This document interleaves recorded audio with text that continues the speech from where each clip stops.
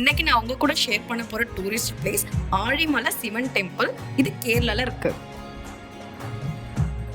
Kerala tour போனதும் பத்மநாப சுவாமி first தரிசனம் பண்ணிட்டு அதுக்கப்புறம் அங்கேருந்து பூவர் ஐலாண்ட் போனோம். பூவர் ஐலாண்ட்லேருந்து இந்த ஆலப்புழா டெம்பிள் ஒரு 2லேருந்து 3 கிலோமீட்டர் தான் இருக்கும். நம்ம திருவனந்தபுரத்துலேருந்து பார்த்தா ஒரு 18 to 20 கிலோமீட்டர் வரும். நீங்கள் காரில் போனீங்கன்னா ஒரு 30 நிமிஷம் ஆகலாம். இதுவே அங்கே ஆட்டோ வந்து அவைலபிளாக இருக்கும். ஆட்டோ எடுத்துகிட்டு போனீங்கன்னா ஒரு 40லேருந்து 50 நிமிஷம் வரைக்கும் உங்களுக்கு ஆகலாம். சார்ஜஸ் வந்து ஒரு 500 ரூபாயிலேருந்து 600 ரூபாய் வரைக்கும் சார்ஜ் பண்ணுறாங்க ஆட்டோவுக்கு. ஸோ இந்த டெம்பிள் பார்த்து நான் கொஞ்சம் ஃபோட்டோ வீடியோஸ்லாம் பார்க்குறப்போ அந்த சிலை ரொம்ப அழகாக இருந்தது. ஒரு அற்புதமாக பிரம்மாண்டமான ஒரு சிலை. அது ரொம்ப ஹைட்டாக இருந்தது அந்த சிலை. ஸோ பார்க்கணுன்னு ரொம்ப ஆசை. அதுக்காக தான் மிஸ் பண்ணாமல் அந்த இடத்துக்கு கண்டிப்பாக போகணும்னு சொல்லிட்டு நாங்கள் கிளம்பிட்டோம். இப்போ என்னோட சேர்ந்து உங்களுக்கு கூட காமிக்கிறேன் வாங்க. இங்கேருந்து பார்க்குறதுக்கே கொஞ்சம் லைட்டாக அந்த சிவன் சிலைன்றது தெரிஞ்சது எங்களுக்கு.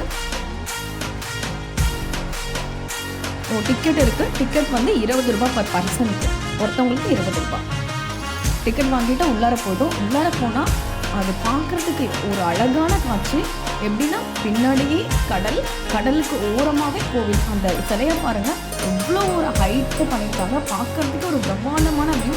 நார்மலாக சிவன் சிலையை பார்த்தாலே ஒரு ருத்ரமாக தான் இருக்கும். இப்போ இதை பார்க்குறதுக்கு ரொம்பவே அழகாக இருந்தது நேராக பார்க்குறதுக்கு.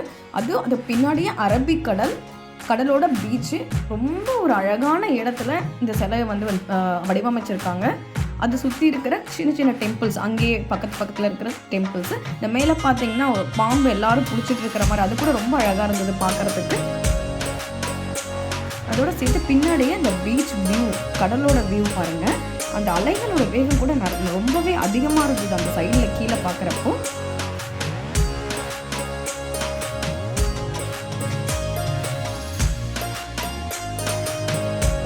உங்களுக்கு பிடிச்சிருக்குன்னு நினைக்கிறேன். இது அப்படியே மேகத்தோடு சேர்ந்த மாதிரி தெரிஞ்சது கீழே இருந்து பார்க்குறதுக்கு. அவ்வளோ ஒரு அழகான ஒரு காட்சி அது. ஸோ அங்கேருந்து கீழே பீச் வியூ இப்படி இருக்குது. போனப்போ கொஞ்சம் மேகமாக இருந்தது. அதுக்கப்புறம் கொஞ்சம் நேரத்துலேயே லைட்டாக மழை வர ஆரம்பிச்சிருக்கு. ஆனால் மழையை கூட யாருமே பொருட்படுத்தலை. மழை வந்தாலும் பரவாயில்லன்னு எல்லாருமே போய் அந்த பிரமிப்பை பார்த்துட்டு இருக்காங்க நின்று. ஸோ நாங்களும் இறங்கிட்டோம். மழை இருந்தாலும் பரவாயில்ல, நாங்கள் பார்க்கலாம் அப்படின்னு சொல்லிட்டு.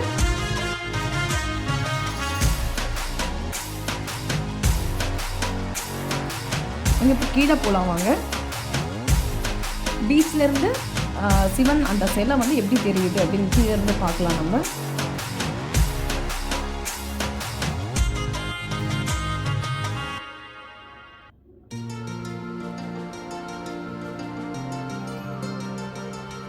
ஸோ கீழே இறங்கி வந்துட்டோம்.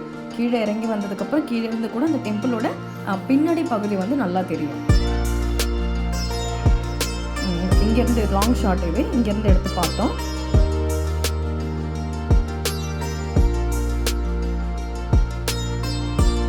இந்த அலைகளோட வேகத்தை பாருங்க.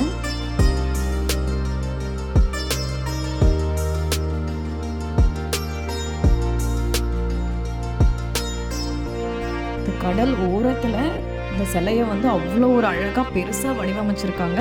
அந்த எனக்கு பர்சனலாக ரொம்ப பிடிச்சிருந்தது இந்த இடம். நீங்கள் கேரளா போனால் கண்டிப்பாக மிஸ் பண்ணாமல் வாட்ச் பண்ணுங்கள். பாய்.